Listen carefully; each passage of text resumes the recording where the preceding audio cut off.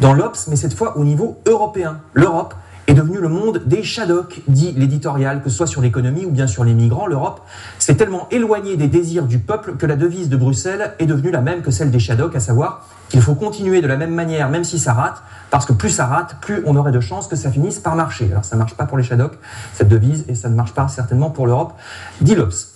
Il y a aussi les promesses non tenues qui pourrissent la situation. Je reviens en France avec le gouvernement qui veut privatiser, vous savez, les aéroports de Paris ou bien la Française des Jeux, par exemple.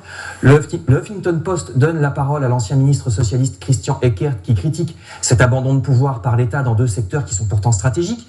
D'autant que les promesses gouvernementales, le gouvernement dit toujours, vous savez que les choses se passeront beaucoup mieux qu'on imagine en matière de privatisation. Ces promesses sont loin d'être toujours tenues. Le site web de TV5 rappelle ainsi que l'État va vendre ses dernières actions dans Engie, l'ancien Gaz de France, alors que quand eut lieu l'ouverture du capital de Gaz de France sous Jacques Chirac, les ministres, Nicolas Sarkozy le premier, promettaient la main sur le cœur que jamais GDF ne serait privatisé. C'est donc bientôt le cas avec cette loi, la loi Pacte, loi générale sur l'économie qui sera votée aujourd'hui, qui prévoit aussi d'autres choses, par exemple une simplification de la création d'entreprises ou bien des encouragements à la participation des salariés dans les entreprises. C'est ce que détaillent les Échos ou Ouest France.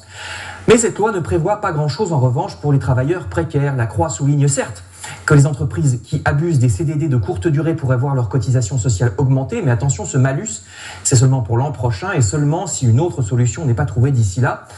Quant aux nouveaux travailleurs précaires, les ubérisés, comme les appelle Libération, eh bien, ils resteront des travailleurs avec peu de droits, la loi étant plutôt du côté des ubériseurs, les employeurs.